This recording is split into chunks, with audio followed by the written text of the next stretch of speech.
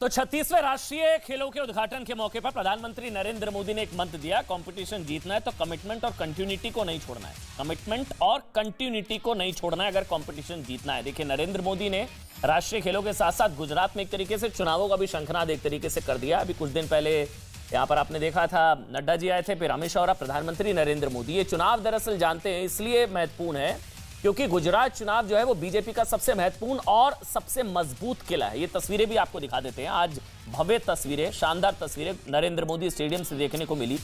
जितनी भीड़ थी इतनी शायद क्रिकेट मैच देखने के लिए लोग नहीं आते हैं। ये देखिए, वो तस्वीरें हम आपको दिखा रहे हैं। चुनाव गुजरात में भारत जोड़ो का भी एक तरीके से एग्जाम है, मतलब लिटमस टेस्ट होगा। ये भारत जोड़ो का लिटमस टेस्ट होगा, ये कट्टर ईमानदारी का लिटमस टेस्ट होगा, रेफरेंडम होगा और साथ ही ये चुनाव 2024 का सेमीफाइनल भी कहा जा सकता है।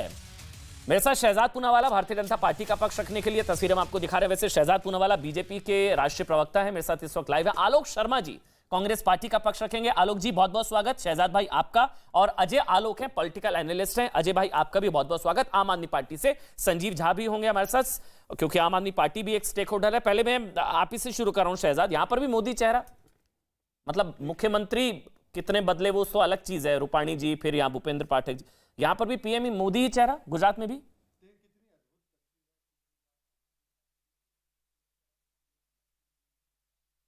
तरफ ये आलोक शर्मा जी पावर गेम्स वाले राजस्थान में, और तीसरे जो है वो भ्रष्टाचारी गेम्स वाले। हम कमिटमेंट और कंटिन्यूटी वाले, ये जो बैठे हैं कैश एंड कैरी वाले, और तीसरे जो आ रहे हैं वो तो कमिटमेंट टू करप्शन वाले। तो इस प्रकार से देखिए, तीनों में ये अंतर है। हम विकास पथ पर है, ये परिवार पथ पर है, और वो वाले भ्रष्टाचार पथ पर है। मैं सिर्फ इतना पूछना चाहता हूँ, हाँ मोदी जी हमारे चेहरा है।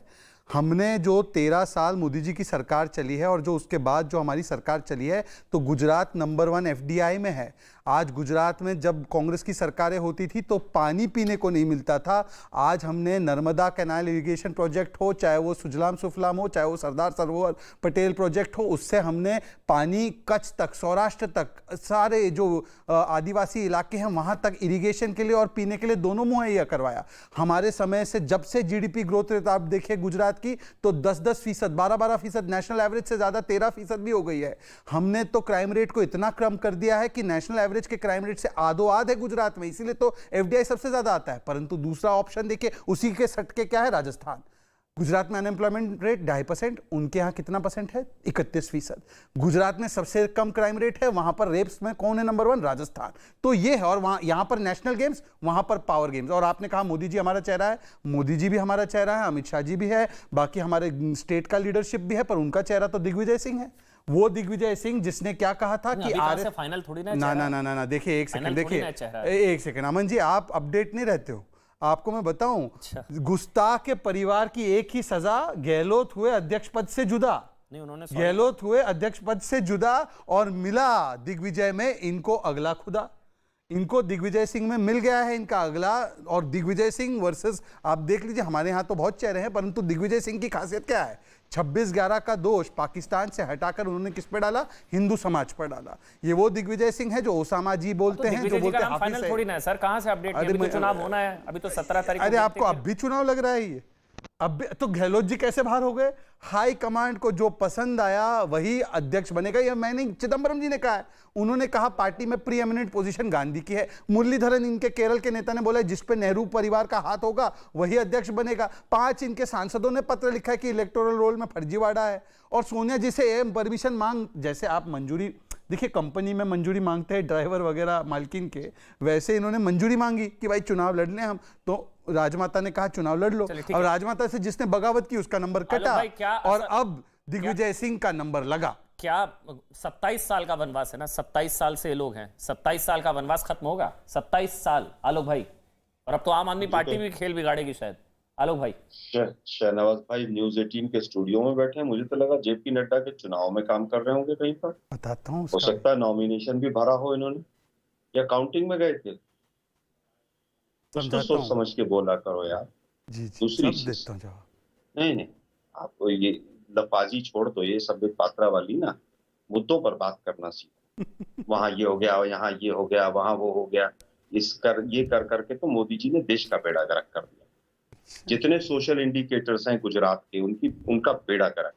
विदेशी मेहमान आता है तो बेरोजगारी और गरीबी को पर्दे लगाकर छुपाना पड़ता है कि नहीं।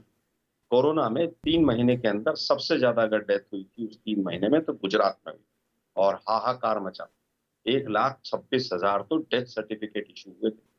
सड़कें धंसती हुई अभी 2 महीने पहले देखी और आनंद में पुल का उद्घाटन होने से पहले वो धसक गया, भ्रष्टाचार की भेंट चढ़ गया। अब बात आती है कि 5 गुना कर्जा मोदी जी छोड़कर आए। जिस दिन मोदी जी ने सीएम की शपथ की और जिस दिन छोड़कर आए, गुजरात पर 5 गुना कर्जा छोड़कर आए थे। बहुत काम किया, बहुत आगे निकल गया और फिर हालात ये हो गए कि सारा का सारा मंत्रिमंडल एक दिन हटाना पड़ गया। वो क्यों हटाना पड़ गया पता नहीं भाई। मुझे लगता है कि गुजरात एक ऐसा मॉडल है जो भ्रष्टाचार का चरम है, जो ड्रग्स का चरम है, जो एमएलए का खरीद फरोख्त का चरम है, जहां तमाम एजेंसीज जो स्टेट की हैं उनका दुरुपयोग हमेशा होता रहा है, जहां पर आंख दिखाकर बाह मरोड़ने का काम हमेशा होता रहा है। लेकिन दुर्भाग्य है कि आज दिल्ली में भी जजों से लेकर चीफ जस्टिस से लेकर और तमाम जो अहम पद हैं वो सारे के सारे वो लोग हैं जो उस गुजरात मॉडल में तपे हुए हैं, जिन लोगों ने वहां पर मोदी साहब के साथ काम किया है और उनकी गतिविधियों को जानते हैं, उन सबको पारितोषित दिल्ली तक किया गया है। क्या ये सच नहीं है? कभी गोधरा, कभी अक्षरधाम, कभी कुछ, ये सब संयोग थे या प्रयोग थे, ये देश की जनता जानना चाहिए। ड्रग्स और भ्रष्टाचार की पूरी तरह से जिस तरह से बलि चढ़ा दिया गया है गुजरात को, और जिस गुजरात में आज बलात्कारियों को तिलक लगाकर और माला पहनाकर स्वागत किया जाता है, ये वही गुजरात है जो बापू का गुजरात था। आलोक जी, ये सारी बातें बहुत जरूर सही कह रहे हैं आप। ये सारी चीजें आपके सवाल हैं। बार बार ये सवाल उठ रहा है कि कांग्रेस क्यों फाइट में क्यों नहीं नजर आ रही। मतलब वहां पर जेपी नड्डा, फिर अमित शाह। मैं एक सवाल पूछ लेता हूं, कंप्लीट कर लेता हूं आलोक जी। जेपी नड्डा, अमित शाह, प्रधानमंत्री नरेंद्र मोदी, वहां भगवंत मान, अरविंद केजरीवाल हर दूसरे दिन वहां पहुंच रहे हैं। आप लोग शायद केरल या कर्नाटक में, आपकी जो भारत जोड़ो यात्रा है, कांग्रेस की वहां प्रेजेंस नहीं नजर आ रही है। वो शायद आप भी इस चीज को समझ रहे होंगे। आलोक जी, पिछली बार भी ये था कि कांग्रेस तो कहीं पर भी नहीं, बहुत नेक टू नेक फाइट था और उसमें भी जिस तरह से वो हिंदू मुस्लिम किया गया, आखिर के दिनों में जिस तरह से वो रिवर फ्रंट पर हवाई जहाज उतरा। अब तो शहजाद भाई भी 2-3 बार तो वहाँ रिवर फ्रंट पे उस हवाई जहाज में बैठ के गए होंगे। बिल्कुल, वो धोरोई बांध में पानी चला गया होगा, वो तो है ना, रिवर फ्रंट पे आपने भी लैंड किया होगा। मुझे लगता है जितना गुमराह करने का जो मॉडल है गुजरात का, वो पूरा देश देख रहा है। चुनाव जीतना है, सब कुछ एक्सपोज नहीं करने होता के है। लिए ग्राउंड पर होना क्या जरूरी नहीं है आलोक जी? एक बिल्कुल होना जरूरी है। जी, जी। अगर कहीं कमी होगी तो मैं उसको भी एक्सेप्ट करूंगा। जी, याद होगा exactly। पूरा दिन निर्णय कपूर साहब ने रिपोर्टिंग की थी न्यूज 18 के लिए। वो क्या था, वो वहां पर फेरी एक योजना चली, इंडिया टीवी के, याद है? उस चैनल के नहीं, निर्णय को